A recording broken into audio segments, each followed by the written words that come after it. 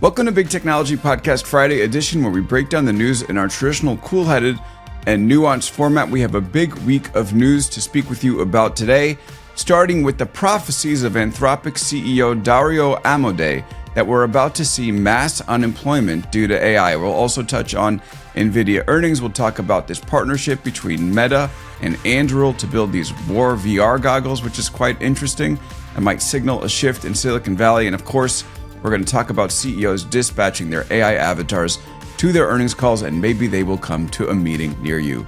Joining us, as always, on Fridays to break down the news with us is Ranjan Roy of Margins. Ranjan, good to see you. Welcome. Well, at least when I lose my job to an AI avatar, I will have war goggles. So this week makes me feel better. It is interesting. Every time we talk about AI technology, there's this combination of will it work, won't it work, and this is going to be great, and this is going to be terrible. And I think we're just kind of hitting all of those emotions in one this week. And so let's start with this prophecy from Dario Amodei, the CEO of Anthropic, about what is going to happen to white-collar jobs. He tells Axios that there's going to be a white-collar bloodbath. He says AI could wipe out half of all entry-level white-collar jobs and spike unemployment to 10 to 20% in the next 1 to 5 years. He said AI companies and governments need to stop sugarcoating what's coming. The possible mass elimination of jobs across technology, finance, law, consulting, and other white-collar professions, especially entry-level gigs. So let me just turn this to you right away, Ranjan. I mean, 50% of all entry-level jobs within 5 years. I don't think that this is entirely out of the realm of possibility, but wouldn't you agree that this would have to just be like, it's weird to say best case, but the best case for this technology, the best case scenario for this technology, in order to come anywhere close to that, it would have to, meet and exceed all of our expectations to actually be able to do something like this. Yeah, this still feels a bit like marketing hype for me. And I think, to me, if we break it down to a couple of different pieces, yes, I think the jobs of today are fundamentally going to change. I'm a big believer that especially white-collar work, which was not threatened in the same way as more blue-collar or manufacturing type work in the last 30 years, is going to be threatened. I actually, my theory on this is entry-level jobs are actually going to be safer because they're going to become different. And the type of workforce that's going to be entering the market is going to be a lot more AI native than a lot of existing, especially more senior people. So if I'm junior, if I'm entering the workforce, I would much rather be entering now than 10 to 15 years ago. Okay, and I think I hear some music in the background. And what is it? It might be... Oh.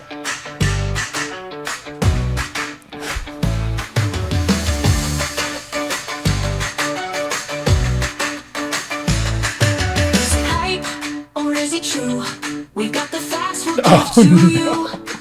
Turn it up, the time is now. Find the answers, we'll show you how. Hype or true, what's the call? We've got the scoop, you want it all. What's that we're hearing? Oh, is this the... It can't be. It's the Hype or True jingle. Listeners cannot see. My jaw is on the floor. Alex just took the worst name game of all time, and I guess we're doing this. I guess we're making a thing out of it. I ran it through Thanks Suno, to AI. and we are in the thick of it. Hype or True, Dario Amodei's prediction that 50% of entry-level jobs will be wiped out. So let me take the other side that this isn't marketing just for the sake of conversation, right? I mean, we are seeing this technology improve dramatically, and we're also already seeing some evidence that it's harder for people coming out of grad school to get jobs today. And AI is definitely in the workplace, especially in areas like coding, for instance. And we're going to talk about it in a moment. But Amazon, for instance, is a company that has smaller teams responsible for the same amount of code, just with like less people to do it.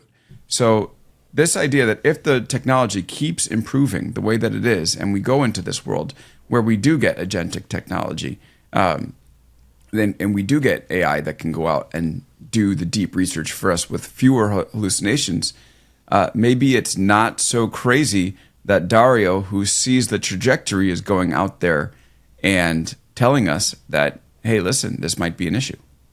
No, but again, I still look at this as it's self-interest in the idea that Anthropic is a company that directly benefits if that is the truth. But to me, I mean, we just mentioned coders or software engineers or developers. That job at the scale that it is today didn't exist nearly in the same way 20 years ago. So to me, it's just going to be a shift. And maybe it's a little bit overly optimistic. I do think his call that like governments or the civil society needs to recognize that things are going to change is important. And I do think there needs to be genuine conversations around this. But again, jobs change, people adapt, and I don't know, maybe I'm too hyped up from that song that you just played. But if we're talking about innovation, in what other world could we have a hyper true jingle that quickly? That's a net positive for society. That's all I'm saying. I think it's already, just because we have that jingle, it's already outweighed all the negatives of all time that we might see with AI. But Dario, in his conversation with Axios, actually goes through step by step how he sees this happening. And yes, innovation always creates job loss and job creation. But the idea is that this technology is potentially so powerful that it just puts this process on steroids, or as you said last week, on acid. Okay, so here's the step by step. Number one, OpenAI, Google, Anthropic, and other large AI companies keep vastly improving the capabilities of their large language models to meet and beat human performance with more and more tasks. This is happening and accelerating. The US government, worried about losing ground to China or spooking workers with preemptive warnings, says little. The administration and Congress neither regulate AI nor caution the American public. This is happening and showing no signs of changing. Most Americans, unaware of the growing power of AI and its threat to their jobs, pay little attention. This is happening too. So do you have an argument that any of those three steps are incorrect? I would actually still, again, argue with number one, but that's more of a just improvements in large language models. I don't think is going to actually see adoption in implementation. I don't think that's the issue or the problem. I think there's a lot of other points of resistance. So I would disagree with that one. I like number two, the idea that to avoid spooking the population. I mean, it's a good little conspiracy theory. That is a great like conspiracy theory. Yeah. And I mean, again, it seems completely plausible in the political climate. But again, in number three, I think unaware of the growing power of AI, this is where I would actually vehemently disagree that AI, the promises made by the industry are at such a scale that it's my mom, whenever I go home, she's like, so what do I do with AI? And she's retired. And like, I mean, to me, it's not that there's a lack of awareness. It's just there is a lack of actually adoption and implementation. I do think it's not because of a lack of awareness. I think it's because of a lack of how focused these tools are. We've been talked last week about how Anthropic and Claude are going to potentially move much more towards coding and software development, which shows that it's not working in other areas. So overall, I don't know, maybe as regular listeners know, I can be a bit cynical about a lot of topics, but I genuinely don't think it's as much of a threat as he's making it out to be. Yeah, this is the part where I started to veer more into the hype side, where he says, then almost overnight, business leaders see the savings of replacing humans with AI, and they do this en masse. They stop opening up new jobs, stop backfilling existing ones, and then replace human workers with agents or related automated alternatives. I think this just completely underestimates how change management works in most companies and how slow most companies are at implementing even the most helpful software. And this idea that this could happen almost overnight, to me, is far-fetched. Now, is this something that you could see happen over 20, 30 years? If the technology keeps accelerating at the pace it's been accelerating, which is an open question, maybe. But this idea that we're going to see it within 1 to 5 years, that just doesn't really seem to meet the reality test for me. Yeah, no, I completely agree, because Dario came from, he had his PhD at Princeton, I think. One of his two PhDs. Yes. Yeah, I mean, 2 PhDs, that's not, in terms of not needing to learn about change management at organizations, I think that's like a pretty clear idea. And then the other Well, he's the thing CEO of that a multi-billion-dollar company right now, so I won't take that away from him. But okay, yes. fair. I won't. But the part that he's missing in that whole thesis is growth. That it assumes kind of like a steady state of economic output, and then underlying that there's fewer jobs. But if we take the other side, and again the more optimistic side, that this actually unleashes new waves of growth and new types of companies, I think then new jobs are created. There's different types of jobs are created. So I think I never thought I would be this optimistic, but on this one, I still believe. It is interesting to me that he is taking that pessimistic perspective, given where he sits. Like, he doesn't believe that if you are an entry-level developer, rather than a company like not hiring you, his tooling could help make you a 10x developer and then help the company grow much further than if you weren't there. So I think that is pretty telling. And there was a great telling in terms of it falling on the hype perspective. And there's this kind of great / funny CNN article by this woman, Alison Morrow. She says, the white-collar bloodbath is all part of the AI hype machine. She says, if a CEO of a soda company declared that soda-making technology is getting so good it's going to ruin the global economy, you'd be forgiven for thinking that person is either lying or fully detached from reality. Yet when tech CEOs do the same thing, people tend to perk up. She says, the point is that Amodei is a salesman, and it's in his interest to make his product appear inevitable and so powerful it's scary. And Axios framed the economic prediction as a white-collar bloodbath. He stands to profit off the very technology he claims will gut the labor market. But here he is, telling everyone the truth and sounding the alarm. He's trying to warn us. He's one of the good ones. Yeah, I actually, that's a really good point. I think if you have this technology and you're genuinely worried about it, and you are the CEO of a multi-billion-dollar company, either you are the most altruistic person alive, or you're doing it for self-interested reason. Again, soda CEOs did not tell the world that our soda will become so addictive it will unleash a wave of obesity. It just happened and people made money. Like, I think the idea that I'm going to, I don't know, is he trying to risk the entire business of Anthropic by saying this? I think it's good hype. We've seen this for 3 years now. AGI, ASI, AI, like killing all of humanity is a threat. Now white-collar bloodbath. I think that it works from a marketing perspective. So we'll keep seeing this. Okay, let me one more time try to make the case for Amodei, and then we can move on. I think if you're being super charitable to his perspective, you would say he's interested in building AI that's going to have a big impact on the world. Things like he talked about in this interview with CNN, curing cancer and helping us with medical applications, creating abundance. But he also sees that there's going to be a downside. And maybe he truly believes, and I don't know, is there a 100% chance that he's wrong in this, that he believes that his technology will have an impact? And if you do believe that, then maybe it is in your interest to go out and say, yeah, there could be problems. And in terms of being the one that's developing it, well, I think maybe there is something to be said about being the person who wants to develop the technology and steer it in a way that's impactful versus destructive. All right, I'll end on a charitable note as well. I think on the topic of regulation, Amodei came out when there's this proposed 10-year moratorium on any kind of AI regulation, and he said that's not a good idea. So in fairness, he is advocating for at least some kind of steering the industry in the right direction. Okay. And I think we should talk about what happens in the near term, which is not necessarily going to be job loss, but in some companies, and I think in some companies that aren't really viewing this the right way, it will be a change of job, one that will put like harsher requirements on employees versus one that will sort of free them to do higher impact work. And this is the thing that I hinted at the beginning of our discussion about Amazon.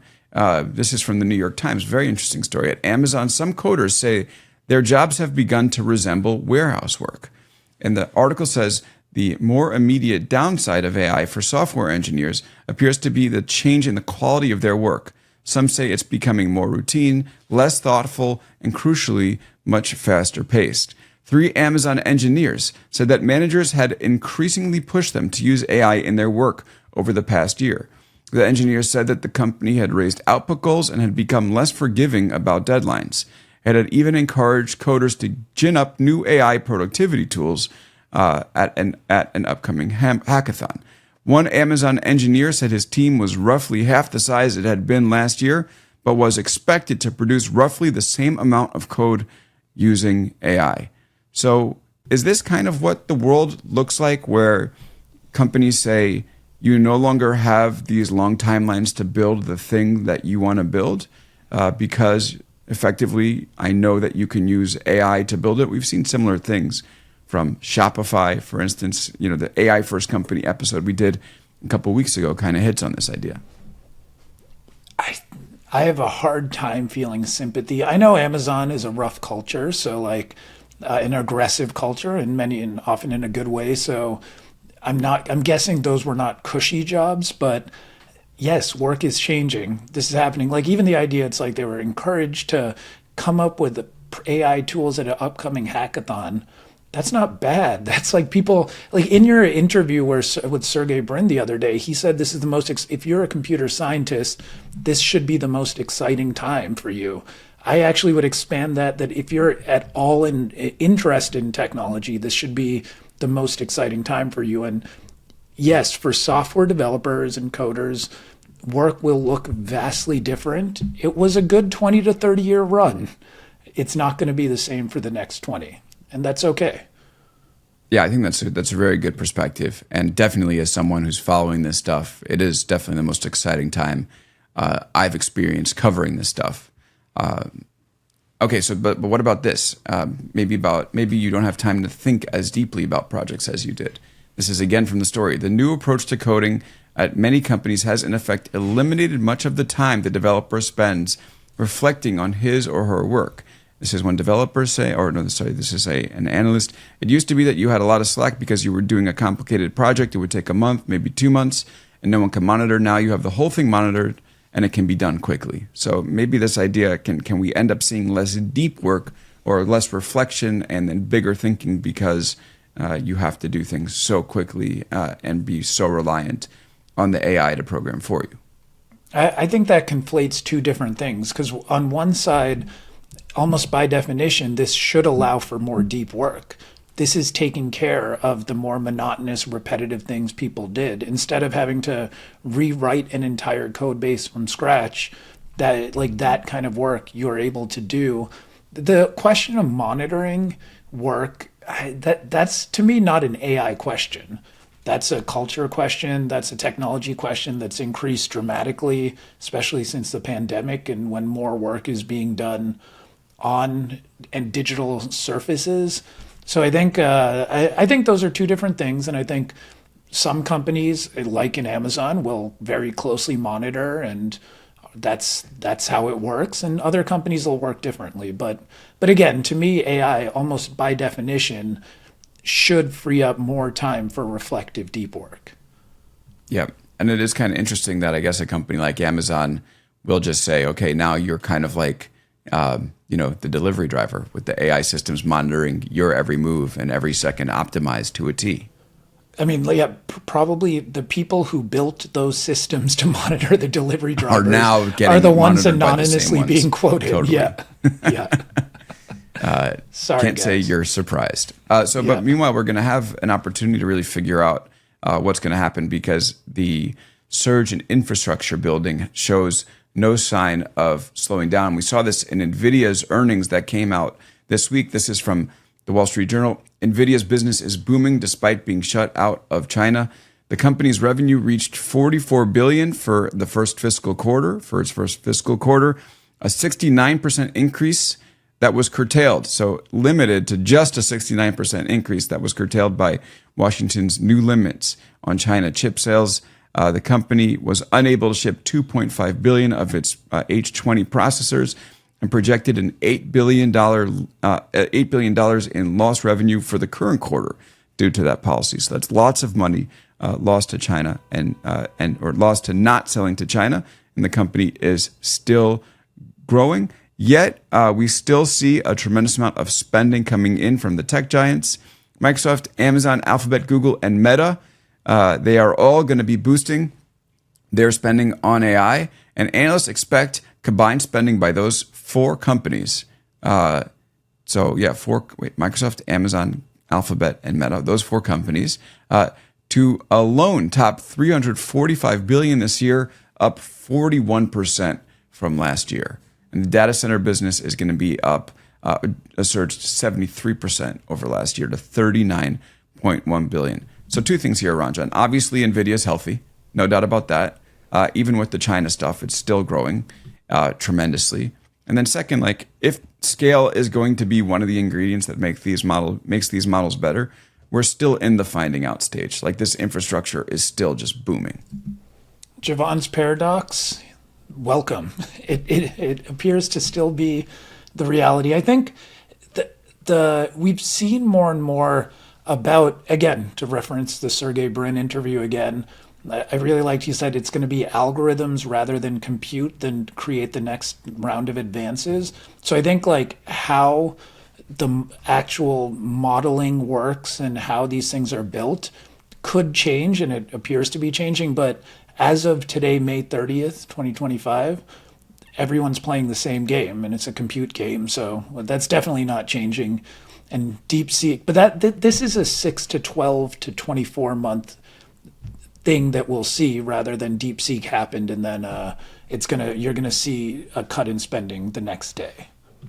Do you think that the export restrictions that I just mentioned are working when it comes to restricting the exports to China? Now, Jensen, of course, is going to be against them because there's lots of money to be made if he can sell to China. But this is from Bloomberg. He said the Chinese competitors have evolved and they've become quite formidable. Speaking specifically of Huawei, he's talking about you cannot wait. So speaking of specifically of Huawei, he says the latest AI chip is similar to the performance of Nvidia's H200 chip, a component that was state-of-the-art until its replacement in recent months. You cannot underestimate the importance of the China market, Wang said. This is home to of the world's largest population of AI researchers. And he basically says, like, it's important for the U.S. to at least be in there and be steering the way that they do it, as opposed to restrict them. And then they're going to go ahead and do what they want anyway on almost as good technology. What is your perspective here? Yeah, I think, again, the details of our export restrictions working are difficult for me to, very directly say. But I think overall, that idea that, NVIDIA to expand, seeing increased competition from Chinese suppliers, it's definitely going to be, it's going to evolve pretty rapidly. And now we have a new DeepSeek model, speaking of which. So this came out this week. There's a new upgrade to DeepSeek's R1 model that the company says reasons better and hallucinates less. The Chinese startup DeepSeek said Thursday that its upgraded artificial intelligence model can perform mathematics, programming, and general logic better than previous versions. Its overall performance is now approaching that of leading models like OpenAI's O3 and Google's Gemini 2.5 Pro. This is according to DeepSeek in a post on the AI model platform Hugging Face. So DeepSeek's still keeping pace, it seems like. DeepSeek's still deep-seeking. I think it's a reminder, like the competitive dynamics of what's going to happen are still completely in flux in a good way. I think we're going to see more and more competition at the foundation model level. And I think this is just a reminder that, like, we just came off a couple of good weeks of Google I.O. and OpenAI announcements and all these kind of things. But the competition is going to be there and only increase. As long as those NVIDIA earnings are so juicy, their margins are... what's the Jeff Bezos thing again? Oh, margins their margins are our opportunity. Exactly. All of our opportunity. Yeah. Yeah, that's right. So just to sum up this segment, so I think we both agree that Nvidia still has a lot of room left to run in terms of being able to sell its chips and produce them. And there's no sign of slowing down. Like if you're thinking just about the hardware side of the AI trade, and of course Nvidia has software that you use to train the models, but like thinking about the thing that makes them the most money, that's in good shape. It's in great shape. It's in incredible shape. That has not slowed down. And I know there's a lot of talk after DeepSeek that it would, but it hasn't yet. So there will be more DeepSeeks. And I think I feel very confident in saying that. Okay, let me ask you this. As DeepSeek continues to rise, is there going to be any value in building these proprietary models? Returning to one of our old questions. Yeah, I still believe that overall increased competition will see commoditization at the model layer. I believe that the one model to rule them all, one giant model is going to wipe out 20% or 50% of white collar jobs. Like, I just don't see that happening. So yeah, I think the model layer will get commoditized. What about you? Yes, for sure. And maybe So that's what why you're we see these saying big is statements. it's not the model, it's the product. No, I think there's nuance here. Better commoditized models will lead to better products. It's not about, it's so interesting. We have this debate all the time. Actually, I think we're just going to converge here. You want better models and better products. I guess the question is what drives the improvement in the AI industry? I think, yeah, even if the models are commoditized, then better models are going to matter more. What leads to the being. white collar bloodbath? Yeah, exactly. Better Exactly. models and It's better coming. products. It's coming. Yeah. Okay. By the way, just one quick note. I mean, Lord Almighty, Meta. There was a story this week how Meta's lost lots of its AI researchers, and yeah, as DeepSeek continues to surge, the conversation around Meta's Llama models has certainly fallen off in a big way. And I mean, they've made some changes to their organization this week, minor ones, but I would watch that space very, very closely. Yeah, I think, where Meta still lives in this it's interesting because they actually managed to be, maybe I have to support it, more product focused, it sounds. Like they separate out the research conversation from the product conversation, which is kind of a reminder they're a pure consumer company and they're able to separate the two. So Meta AI, Meta Ray-Bans, all these things, you don't really see or hear as much hype around. I don't even know, what Llama are we on now? 4. I can tell you, 4? Okay. Yeah. But don't we think that if their models were better, then people would be using their chatbots more? I mean, they have bet a lot on voice, and their voice AI is just not as on par with OpenAI's. Meta AI is pretty good. Meta AI is pretty good, and I say that with I think it's on par. You're the first person I've heard say that. So, really? But maybe I'm not asking enough people.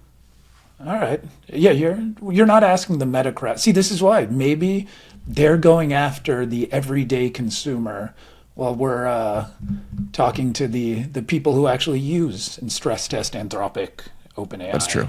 Gemini. Yeah, it's a great reminder for reporting on this stuff. It's important to look outside of New York and San Francisco. So to the people using Meta AI. But I still think that the Meta AI is not as good. So yeah. Okay. All right. So we're going to talk a little bit about this very interesting Grammarly story, but before that, let's just talk a little bit about this other area that Meta is going down, which is that they are going into defense tech with a very unusual alliance, shall we say. This is from the Wall Street Journal. Meta fired Palmer Luckey. Now they're teaming up on a defense contract with him. Meta Platforms had a messy split with its virtual reality chief Palmer Luckey. Now the two have reconnected to build high-tech headsets for the U.S. Army. Luckey's defense company Anduril and Meta said Thursday that they will together build a line of new rugged helmets, glasses, and other wearables that provide a virtual reality or augmented reality experience. Kind of the details of the system is crazy here. I'm just going to read this. The system, called Eagle Eye, will carry sensors that enhance soldiers' hearing and vision, detecting drones flying miles away or sighting hidden targets, for instance. It will also let soldiers operate and interact with AI-powered weapon systems. Anduril's autonomy software and Meta's AI models will underpin the devices. I think this is a very interesting story. It shows, of course, Silicon Valley fully getting back or getting into war technology in a way that you wouldn't see from, let's say, Meta or Google years back. And this device itself is kind of interesting to me as well. What do you make of this partnership, Ranjan? Well, first, is this the first mention of the term war goggles on this podcast ever? This is our first. Well, we had Palmer Luckey on, so I have to check the transcript for that, just to see that. We've definitely talked about defense tech, but this is definitely a new product idea. War goggles. It's a war good goggles, term. Baby. Yeah, war goggles. I like it. I mean, the question of this is another one where Silicon Valley was founded on defense technology. So much of our American innovation was founded on defense technology. And to me, I guess I don't have a hard time stomaching this. I think it's not a bad thing to have the technology industry close to the defense industry, and companies like Anduril and others are definitely, defense first. So yeah, I think I'm genuinely curious of how crazy and cool this technology is. And I mean, I know it is for war, but yeah, I think innovation often has started in the defense sector. And if we're going back to that, it's not the worst thing. Yeah. Who do you think made the first call, Palmer or Zuckerberg? That is the more important question. I think. I have a feeling on this one. What do you think? Well, no, you have an answer? No, you go first. I think it had to have been Zuckerberg. I think Palmer clearly did not like what happened to him at Facebook at the end there. And he wasn't going to go pitch Zuckerberg on this idea.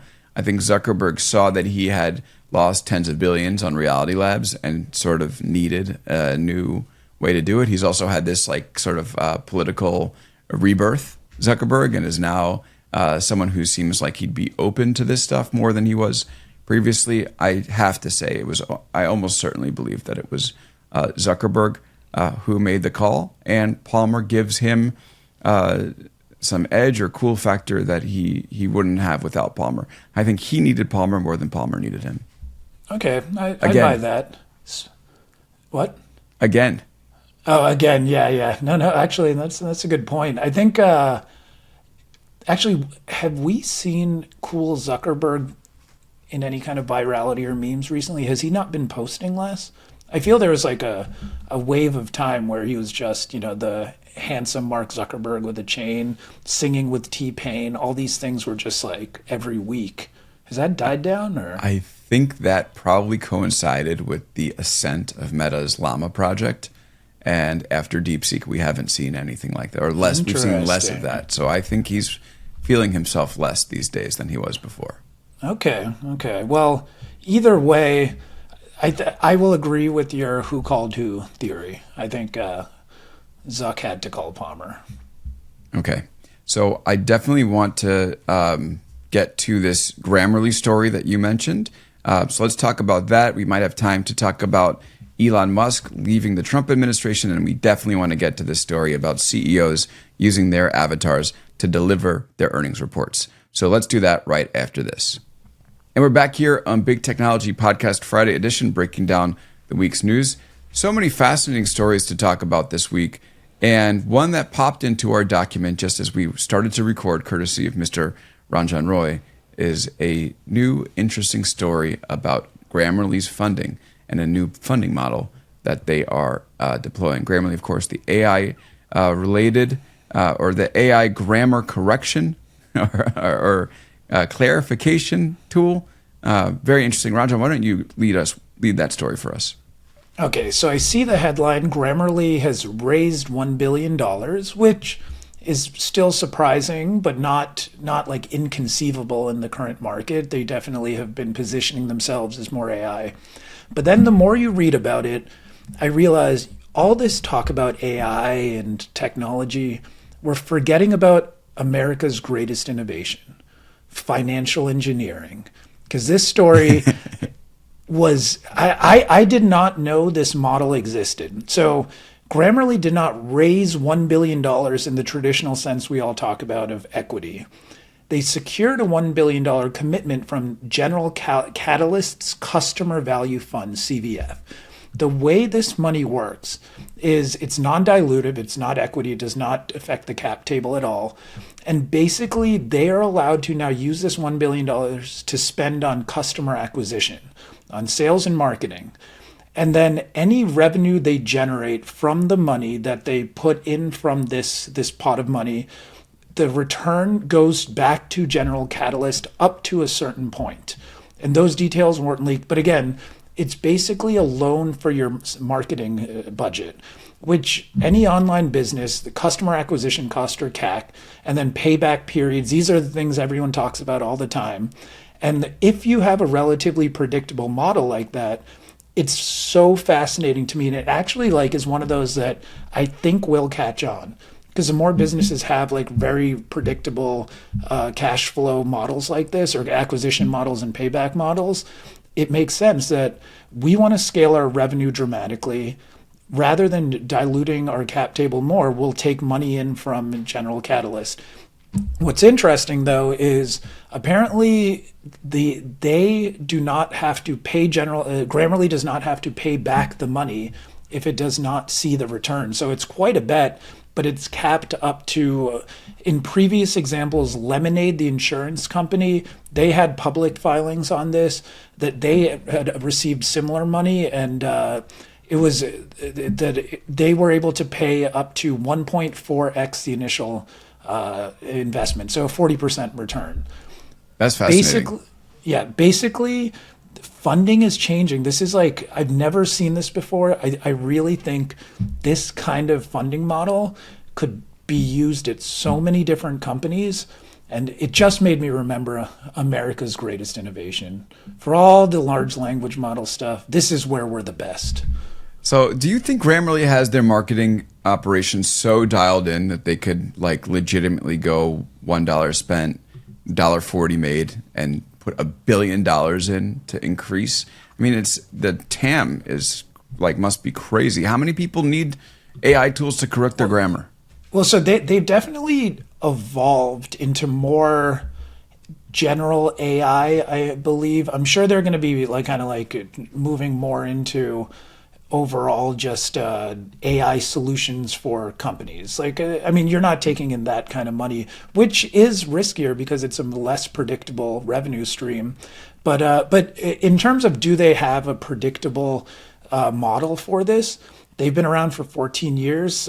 The amount of upsell, and if you've ever installed it and didn't pay for it, the number of emails you get from them, and they're very good at that entire life cycle marketing. So I think for the traditional product, they probably have a really, really good model. I think whatever direction they're going to try to move in this new AI world, it's going to be interesting. But to me, again, they don't have to pay it back. So that's up to General Catalyst if it doesn't work. Yeah, I think it's a very risky bet. And here's my hot take on Grammarly.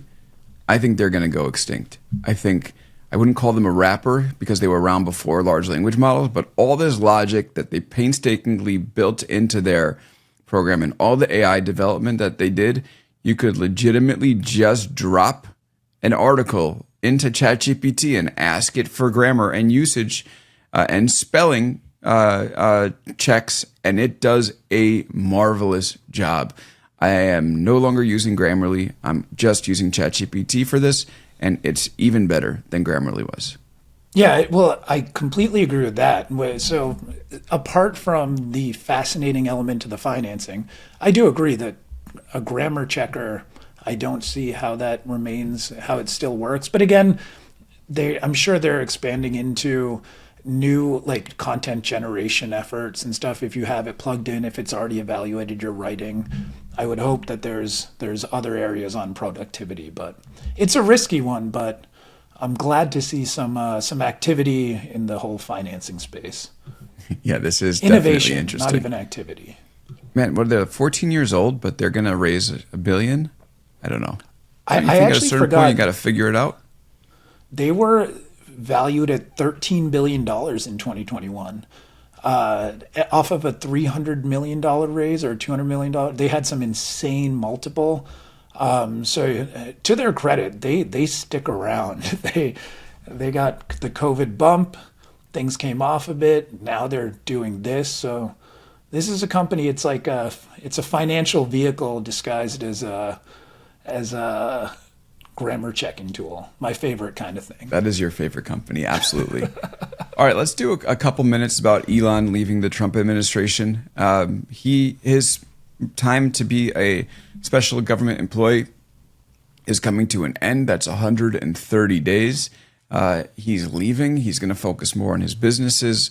He wrote the DOGE mission will only strengthen over time as it becomes a way of life throughout government. But he also said that the spending bill making its way through Congress undermines the work that DOGE is doing, since it's adding, I think, a lot. Well, it's adding billions, at least billions to the deficit, or trillions even. The New York Post writes, so going to go to a conservative outlet to sort of touch on this. How did the New York Post cover this? With a story that Tesla shareholders are demanding Elon Musk work 40 hours per week amid a crisis. And they sent a letter to the Tesla board chair saying that the board must require Musk to spend a minimum of 40 hours per week at the company and adopt new governance policies that would limit directors' external commitments. They also called for a formal CEO succession plan. I guess, look, it's indisputable that Elon Musk's time in the government did not really end up being a good thing for his companies. So, Ranjan, I guess the question for you is twofold. One, did it work inside the government? Did DOGE work in any capacity? And two, can he now reverse the damage he's done to the companies? Number one, I think I have to imagine most people are in agreement that it did not work. To me, the more fascinating part is how just anticlimactic the exit was. Like, I mean, if we go back to the days of February and March, I mean, the level of intensity and energy around the DOGE conversation, and then it just kind of fizzled away with doing a lot of damage along the way. But, like, certainly in terms of the savings that were promised, the trillions, none of that happened. I think the interesting question is what happens now to the Teslas of the world and SpaceX and stuff. I don't see the brand and reputational damage you can't just undo, especially with Tesla being if it was a more progressive brand before, the typical owner at least was more progressive and environmentally focused. I don't see how you get that back. If they're to just kind of actually launch some just wildly industry-leading products, I think that's interesting. But I don't know. I think there's long-term damage that's going to be tough to undo. What about you? Yeah, I definitely think there's going to be long-term damage at the companies, but we'll see. I think that people tend to be quickly forgiving. I don't know, not always when it comes to a business leader entering politics in this way. But to me, I think one of the interesting things is the way that this did come to an end. It was a fizzle, not a breakup with Trump, if you know what I'm saying. Like, a lot of people expected this to blow up. But Musk has also said that he plans to keep his small office at the White House. Trump said he's going to be involved. So I think that the thing that really did Musk's effort in was politics. Like, it turns out that politics is political. And there's when you're trying to change a system the way that he tried to change it, there are certain people you have to win favor with. And he ended up sort of sparring with a lot of cabinet secretaries in a way that sort of ended up dooming the initiative. Now, we're going to have Bill Vass on, who's the CTO of Booz Allen, in a couple weeks.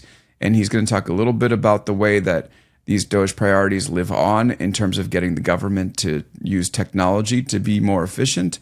But ultimately, the DOGE era, Elon's DOGE era, fell far short of the goals that even he set. And I think that is just the bow you tie on it. The bow you tie on it. I think that's the best interpretation of this. All right, let's close this week with a discussion of CEOs sending their AI avatars to deliver their earnings report. So Sebastian Siemiatkowski, who's been on the show, the CEO of Klarna, This is from TechCrunch. He's leaning all the way into the idea that his buy now, pay later IPO-bound startup is an AI company. When Klarna delivered updated quarterly earnings on Monday, it was his AI avatar that presented the highlights, according to the company's YouTube video. And then after him, Zoom CEO Eric Yuan, he followed suit using his avatar for initial comments. He deployed his custom avatar via Zoom Clips, the company's asynchronous video creation tool. He says, "I am proud to be among the first CEOs to use an AI avatar in earnings calls," he said, or rather his avatar said. "It's just one example of how Zoom is pushing the boundaries of communication and collaboration." Is this like just a sign that all business communication is sort of worthless and or most of it is sort of worthless and we're just going to end up having people send their avatars to meetings instead of themselves? Well, I think three things. One, I think I got to respect Klarna CEO more because he just did it, and it obviously helps with the overall AI branding a bit, but it's not like product related, where Zoom tried to make it more of a product demo, saying that we're using Zoom Clips to actually make this. It's just one example of how Zoom is pushing the boundaries of communication and collaboration. So that was a little bit too salesy and promo-y. I think that your point that does this show that business communication, a lot of it was pointless anyways? I think yes. To me, earnings calls, the CEO reading out the scripted part never made sense to me. Just send out the scripts and take the extra 15 minutes for the questions. That's the only important part. So I actually kind of love it because it shows the uselessness of the CEO ever actually delivering those remarks. So I think I'm not pro avatar. I'm pro make business communication worthwhile for everyone and don't waste our time. I mean, did you see some of those VO news clips? Like, what else could you AI avatarize? Like, is it going to be news anchors? I mean, if it can be a CEO reading the earnings report, can it just be news anchors as well? Like, where does this end?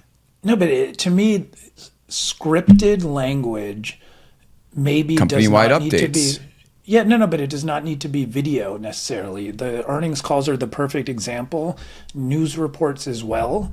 Maybe if it's a scripted news report, not an actual interview or conversation or kind of like genuinely valuable piece of information that has like emotion tied to it, then to me, it's more if you can do that with an avatar, maybe it did not need to be done in the first place. I think it's the same thing with like generative AI overall. I think we're going to find a lot of written communication that starts to get generated by AI. In reality, the discovery will be we didn't actually need that communication. Yeah, a lot of this was kind of like proof of work, right? It's like you write a recommendation letter. Who cares what the recommendation letter says? You took the time to write it. And that's what AI sort of minimizes now, is that it's just like, okay, well, here's a letter of recommendation. It took me 1 second to prompt on ChatGPT, and I may or may not care about this person. Or, here's an update to the company, like a CEO's weekly update to the company, delivered by their VR avatar. This is the world we're moving toward. Wait. So that is such a good point that like a recommendation letter was less about the letter and more, as you said, this person took 30 minutes to an hour to invest in this person's future. CEO's communication to the company was about them connecting personally with their company rather than like the actual words being said. It's a lot more than the actual content. And if we lose those things, then maybe very quickly we realize a lot of that stuff was wasting all of our time anyway. So apparently this is the most optimistic Friday I've had in a long time. There's no white collar bloodbath. Communications will improve. Financial innovation is alive and well in America. It's going to be a good weekend. I was going to say, if the CEO no longer reads the earnings calls, then what does the rest of the white collar workforce get rid of? And then you do eventually lead to an entry-level bloodbath. Maybe Dario was right in the end. See, we can both twist that exactly the way we want to. So this is the beauty of media. Beauty of media. While we're still human. All right, Ranjan, thanks so much for joining. Great to see you as always. Good to see you next week. All right. Thank you, everybody, for listening. If everything goes according to plan, we're going to have Anthony Scaramucci on the show next Wednesday. So hope to basically record that interview and share it with you. And why don't we have a classic hit play us out the famous and much beloved Hype or True theme song. Thank you, everybody. Have a good one, and we'll see you next time on Big Technology Podcast.